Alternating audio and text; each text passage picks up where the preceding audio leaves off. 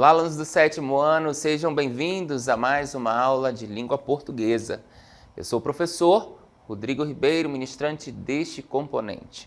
Vamos saber o que teremos na nossa aula de número 68? Acompanhem comigo.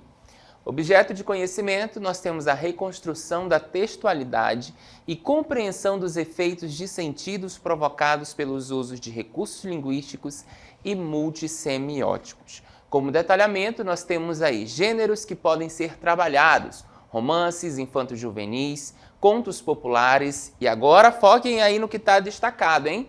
Toadas, lendas amazônicas, brasileiras, indígenas e africanas, narrativas de aventuras, contos de terror, narrativas de enigma, mitos, crônicas, autobiografias, histórias em quadrinhos, mangás, poemas de forma livre e fixa, como sonetos e cordéis, videopoemas, poemas visuais, dentre outros, né? Então, o foco da nossa aula de hoje está voltado aí para as toadas e lendas, né, da nossa região amazônica e brasileira, né, no contexto geral. Vamos à nossa aula.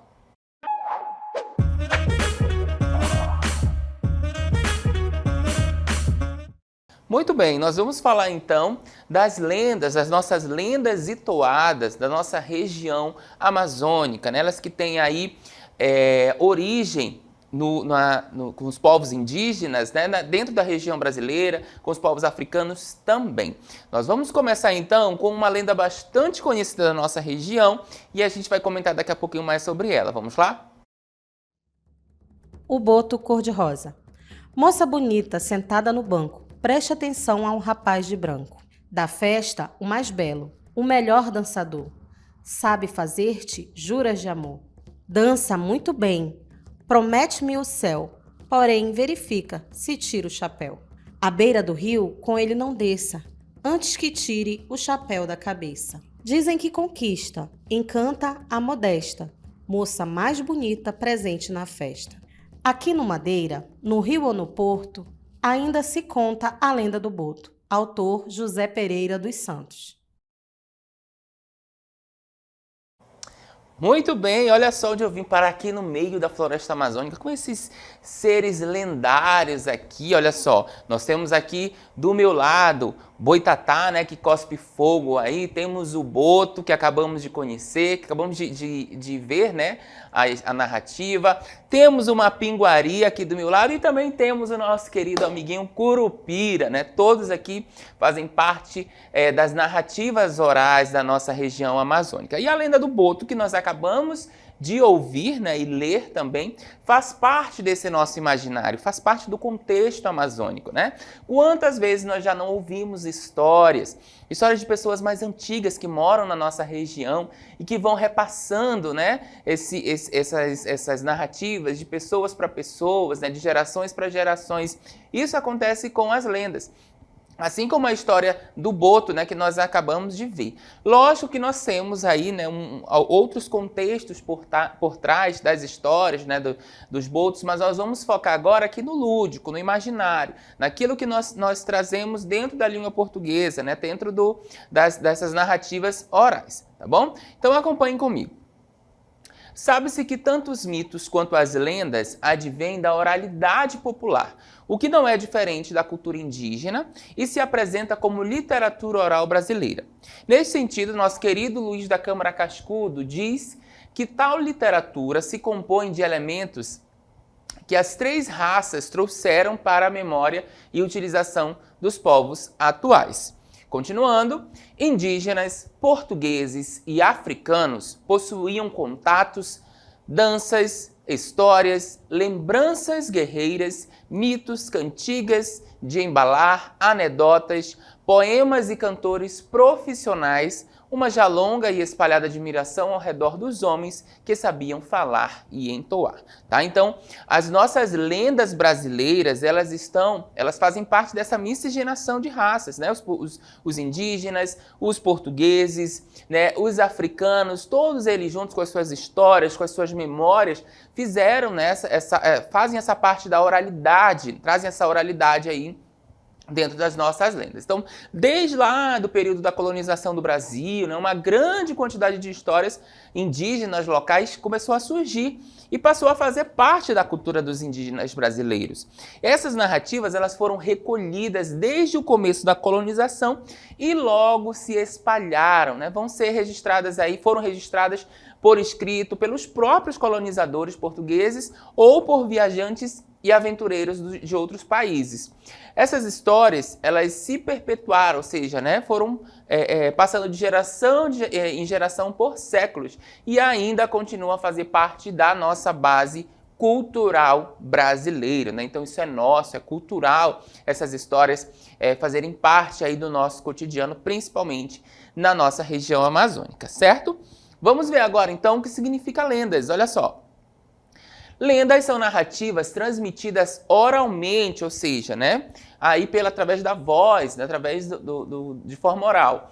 Ou por escrito também, pode ter um registro ali, né, um registro escrito, que combinam elementos históricos e fictícios, né, seja da nossa imaginação, né, da ficção, para explicar eventos, fenômenos naturais ou a origem de costumes e tradições de um povo.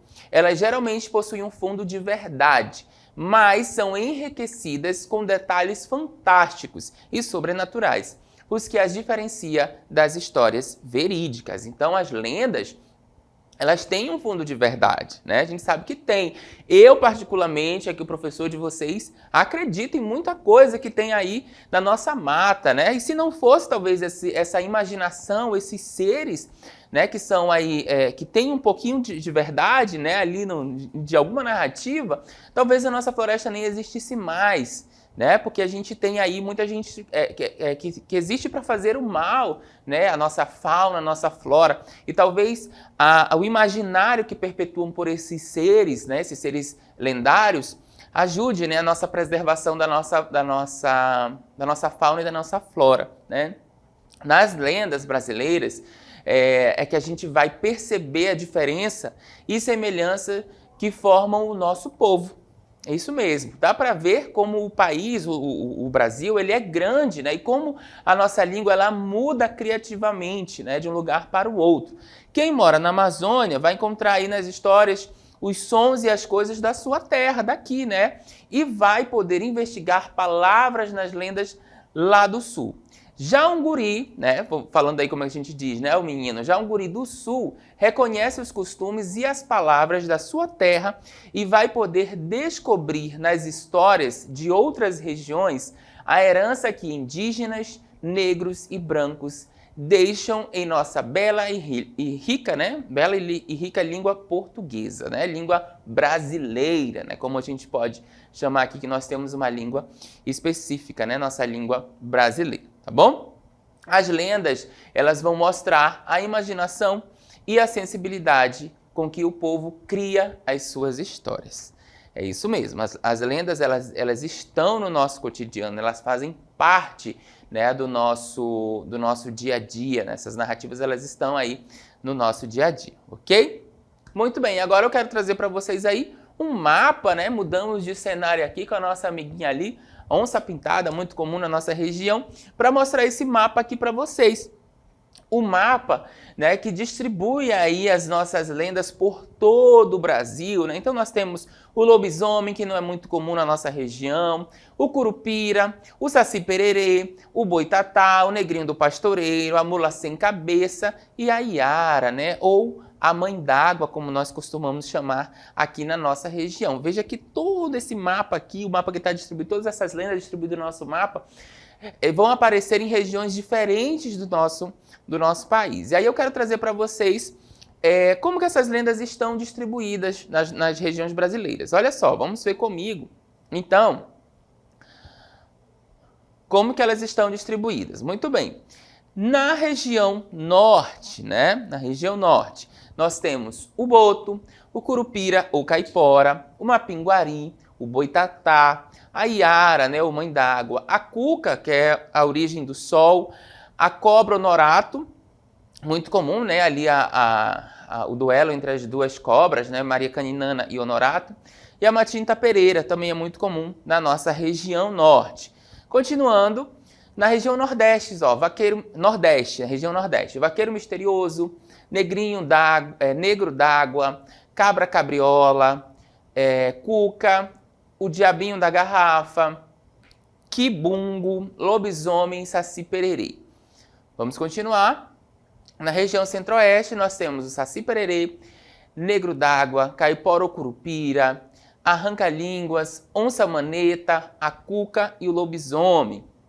Mais uma região aí, ó, Sudeste, a onça-maneta, procissão das almas, mão cabeluda, o diabinho da garrafa, quibungo, saci pererê e a mula sem cabeça. E na região Sul, nós temos aí a cuca, o lobisomem, a gralha azul, o negrinho do pastoreiro, João de Barro e pé de garrafa. Percebam aí que nós temos a repetição de algumas lendas, né, em diversas regiões. Por exemplo, eu vou ter a lenda do Curupira lá na região Centro-Oeste, na região Sul, na região Norte, né? Assim como o Negrinho do Pastoreiro vai aparecer em outras regiões. Por quê? Porque essas histórias elas se perpetuam, né? Então, nós temos essa migração dentro da nossa região também dessas narrativas. Eu posso ter uma lenda seja muito famosa lá na região Sul e eu também tenho essa mesma lenda aqui na região Norte, né? Fazendo aí, então, esse intercâmbio lendário, podemos dizer assim, certo? Vamos continuar, então, trazendo aqui para vocês ainda o nosso mapa, né? Para que vocês observem que essas lendas, elas vão constar sempre, né? Vão aparecer sempre aí no nosso Brasil, nas nossas cidades, nas nossas regiões brasileiras. E muitas delas não são comuns, né, num determinado lugar. Por exemplo, lobisomem. Nós conhecemos a lenda, mas não é muito comum aqui na nossa região. Já o curupira é mais forte, né, porque tem características, tem referências na história dele que são da nossa região, né, são da nossa região amazônica, diferente aí do lobisomem, né, que é mais comum em outras regiões do Brasil. Esse mapa voltou para quê? Para a gente falar do nosso folclore, né? O que é o folclore, professor? A gente precisa estudar esse termo e ressignificar todas as vezes que nós formos falar de folclore. Acompanhe comigo. Segundo a Carta Nacional do Folclore de 95, nós entendemos o termo folclore como um termo que está enraizado nas experiências e valores de um grupo específico de pessoas, tá? Possuindo assim uma natureza dinâmica com a qual é possível ser moldado e adaptado pela comunidade ao longo do tempo, o que lhe atribui um papel fundamental na preservação da identidade cultural de determinado grupo, contribuindo ainda para a diversidade cultural, tá bom?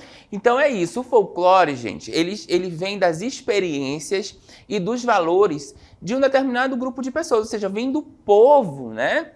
O próprio termo folclore, né? Folk significa uma coisa e o lore significa outro, né? Então, conhecimento que vem do povo, o termo folclore significa isso, tá? Na etimologia da palavra. Todo esse conhecimento, essa experiência que vem do povo, ela faz parte, né, dessa dinâmica. E esse folclore, ele é ajustável, ele se molda conforme o tempo, mas ainda assim faz parte da preservação da identidade cultural de determinado grupo, né, daquele determinado povo ali, contribuindo ainda mais e fortalecendo a diversidade cultural, né, de uma determinada região, tá bom? Muito bem, vamos continuar agora. Eu quero que vocês acompanhem comigo uma narrativa bem interessante, daqui a pouco a gente comenta sobre ela. Vamos lá? Na calada da noite, lua cheia serena, no remanso das águas, no horizonte sem fim, na beira do lago, na casa de palha, eu conto as histórias pros meus curumins. Me perdi no mato quando dei de cara com o curupira. Eu rodei e rodei. O caipora vivia zombando de mim. Lá no Igapó, eu vi emergir o tapirarauara. Vi a cobra grande, com os olhos de fogo, olhando para mim. Eu te juro que vi. Na comunidade, na festa ao boto conquistador, o namorador se transforma em gente. Cuidado, cabocla, ele vem aí. Vi negrinho do Campo Grande, a boca voraz do mapinguari, viu Juma, o protetor, bicho folharal, o defensor. Vi o encanto do canto mais lindo da Iara Mãe d'Água. Vi Matinta Pereira, o Jurupari. Eu vi o Anhanguá, meu filho, acredite na história que eu vou te falar. Eu vi com meu pai e agora eu vou te contar. É verdade, cuidado, caboclo, não vá duvidar. É a nossa Amazônia, nosso folclore, nossa cultura, nossa tradição, nossos contos e lendas, história da terra que eu conto aqui no meu Boi Bumbá.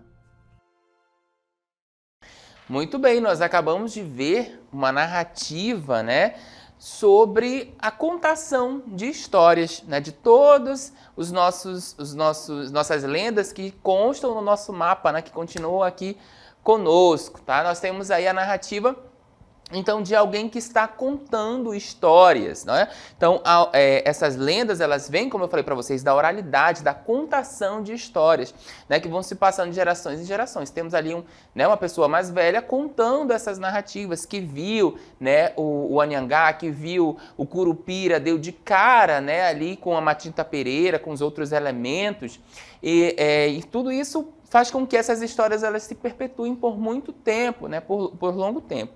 E esse vídeo, ele trata-se, né, ali pelo finalzinho deu pra gente perceber da composição que são toadas dos nossos bois bumbás de Parintins, que fazem parte também, as toadas vão fazer parte dessa nossa aula. Então, para a gente fazer a transição aí, né, do folclore, das lendas para as nossas toadas, eu trouxe essa narrativa que muitas toadas trazem, né, essas lendas dentro, né, dos seus enredos. E a partir de agora nós vamos ver então o que é toada. Olha só. A toada, ainda para Luiz da Câmara Cascudo, né, pode ser definida como uma cantiga, uma canção breve, com estrofes e refrões em quadras, na qual os temas principais são líricos ou brejeiro, né? Continuando. O dicionário aí, Roais, ele de 2001, um dicionário da língua portuguesa, ele define então toada como designação atribuída a qualquer cantiga de melodia simples ou monótona, de texto geralmente curto, com estrofe e refrão. Ela trata de religião, natureza, fatos e figuras da história do Brasil. A palavra toada vem do verbo toar, ou seja, produzir um som forte, né, ressoar. Pouco se sabe sobre a origem do gênero, provavelmente derivado aí da poesia trovadoresca, né, isso lá em Portugal, das cantigas pastoris e dos fados portugueses. As toadas chegaram à Amazônia trazidas por meio dos nordestinos e de suas heranças culturais como o cordel, que muito inspira os compositores e poetas nas composições. E aí, chegando no boi bumbá, o termo ele designa o canto de apresentação dos bois, tendo se transformado em gênero autônomo. A toada é essencial para o festival, pois ela tem a função de conduzir os momentos das apresentações, sendo uma espécie de trilha sonora em cada ano, né, lá nos bois de Parintins, tá bom? Então vejam que nós estávamos falando de lendas, e essas mesmas lendas fazem parte das toadas, né, das composições daí dos bois bumbás, né, fazem parte das narrativas dessas nossas toadas, né? Nós vimos o vídeo e eu trouxe para vocês agora. O verbo, né, o nome toada vem do verbo toar, então emitir um som forte, e é justamente essa a intenção quando se compõe aí uma toada com uma lenda, né, traz algo forte, uma mensagem forte ali para quem está ouvindo, né, quem vai conhecer aquela toada, certo? Então nós vamos a partir de agora ver duas lendas, né? Conhecer, talvez se não conhecer, se aí vocês ainda não conhecem, vocês vão conhecer, mas quem já conhece, nós vamos relembrar essa lenda e ver como elas são transformadas aí em letras de toadas, né, dentro do nosso Festival de Parintins. Vamos dar uma olhadinha? A primeira lenda, então, é o Curupira. A lenda do Curupira, né? A lenda caracteriza o Curupira como um menino de tamanho pequeno, de cabelos vermelhos, dentes afiados e pés virados para trás. Seu objetivo é desorientar caçadores. Para isso, ele usa assobios ensurdecedores e suas pegadas ao contrário. Ainda segundo a lenda, relatada no Dicionário do Folclore Brasileiro, escrito pelo célebre historiador e folclorista potiguar Luiz da Câmara Cascudo, as características físicas do curupira podem mudar de acordo com a região. Ele pode ser maior, careca, peludo, ter olhos verdes e dentes azuis. De acordo com o folclore, o curupira assusta somente os caçadores que destroem a floresta, não aqueles que caçam ou usam os recursos da mata para se abrigar, matar a fome ou sede. Mesmo assim, os índios temem sua presença e oferecem presentes em forma de oferendas para acalmá-lo. O costume pegou e até hoje é comum seringueiros, entre outros extrativistas, oferecerem comida, bebida ou objetos ao curupira quando adentram a floresta. Olha só, né? Um protetor aí, então, da nossa Amazônia, o curupira, gente. Eu conto para vocês que essa história aí, alguém me contou que é verdade, viu? É isso mesmo, meu avô, ele contava, ele narrava aí essas histórias pra gente, que um certo dia ele estava ali pela mata, caçando, se perdeu, e aí ele só conseguiu achar o caminho de volta quando ele deixou um fumo lá. E aí ele acredita piamente que era o curupira, né? Que foi para o curupira que ele deixou, certo? A gente vai ver agora, né? Já mudei de cenário aqui para vocês, né? Nesse incrível... Quem que conhece aí? Será que temos turmas de Parintins? Nós não temos, né? Mas talvez aí vocês saibam de que lugar é esse, né? O nosso famoso Bumbódromo, lá da Ilha da Magia, em Parintins. Nós vamos ver agora, estou aqui inclusive para falar para vocês das toadas do festival, né? Vamos ver então como que essa história, essa lenda do curupira se transformou em letras de toada? Olha só. O nome da toada então é Eu Sou a Lenda do Boi-bumbá Caprichoso. Ele diz o seguinte, ó: eis o que mora no oco das castanheiras. As samambaias e folhas cobrem teu rosto. No labirinto da noite és o guardião. Rompe o silêncio na grande floresta, a arma de fogo dispara e desperta, sussurra o caçador. Quem tu és? E aí o curupira responde, né? Sou a noite, sou o luar, no sombrio vou caminhar, na tocaia te esperar, meus olhos de cobra a encandear. Sou a cor do lodo, limo, meus passos te hipnotizam, teu castigo, meu aviso, sou a selva a lhe apavorar. Todos os bichos da mata, encantados na floresta, virão ao meu chamado sobre vós. Do céu, as grandes rapinas, gaviões carcarás, das águas, sucurijus, jacarés a boiar. Na espreita, o bote da onça, gatos maracajás. Sou a floresta, sou a fúria dos animais. Eu sou a lenda, sou do mato, sou bicho animal. Eu sou a lenda, curupira, sou bicho animal. Certo? Então, viram aí, nós vimos primeiro a narrativa, né, de como era a lenda e como que essa lenda foi agora foi parar ali como uma narrativa de toada, né? Um enredo de uma toada. Então ele traz todas as características do curupira, né? Como que ele vai comandar ali nessa defesa da Amazônia. Sobre o chamado dele vão aparecer todos os animais, né? Dos céus, das águas vão boiar e vão ser os protetores ali da natureza junto com ele. Então vejam só como o imaginário é transformado, né, dessa lenda para as nossas toadas e traz algo bem interessante para a gente, né? Aí mais um protetor da nossa floresta. Outra lenda que nós vamos estudar é a lenda da Matinta Pereira. Vocês já ouviram falar na Matinta Pereira? Muito bem, Matinta Pereira ou Matinta Perê, como é conhecida também, né? A Matinta Pereira, também conhecida como Matinta Taperê, é uma personagem do folclore da região norte do Brasil. É representada por uma mulher idosa e assustadora, que veste uma roupa escura e velha.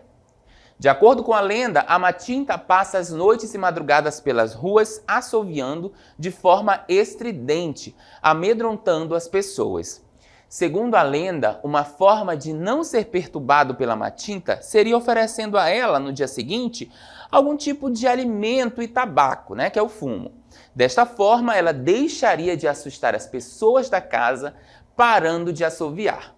Caso contrário, ficaria assoviando todas as noites nas proximidades da casa.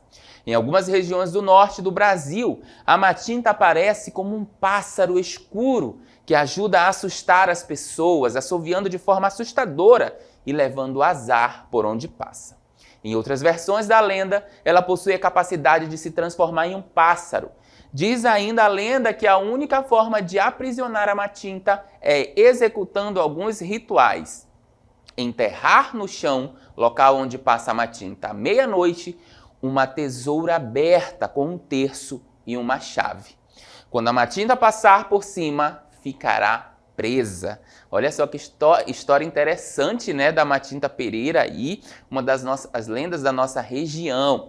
Vamos ver agora como que essa história, como que essa lenda foi transformada em toada lá no Festival de Parintins, certo? Olhem aí. Toada Matinta do Boi Garantido, né? Trouxe uma do Boi Caprichoso, agora uma do Boi Garantido para não ter problema, né? Aqui a gente é imparcial, tá bom? Então a toada diz o seguinte: vem das matas da Amazônia a fera que voa na escuridão. Seu assobio estridente espalha gouro e assombração. A ventania de suas asas sopra a floresta e varre o chão. Pavor, arrepio, corpos que tremem ao ver a fera em transformação. Janelas se fecham, luzes se apagam, oferendas e rezas para a proteção. É preciso escapar. Leve o tabaco, mas poupe minha vida, sussurram os caboclos em superstição. É preciso escapar. Quem será? Quem será? A velha malvada engerada em matinta. Quem será? Quem será? A cabocla que foi condenada pela maldição. Matinta Perê, Matinta Perê, Matinta Pereira lendária medonha. Matinta Perê, velha feiticeira, visagem que voa. Rapina de almas com as garras atrás de você. O medo domina o imaginário quando a rasga mortalha canta na comieira. Mas é preciso enfrentar o pavor e aprisionar a matinta sorrateira. Enterra a tesoura, o terço e a chave, por onde a matinta passar. Por onde a matinta costuma passar. Assim ensinou o velho curandeiro. A fé e a coragem vão nos libertar.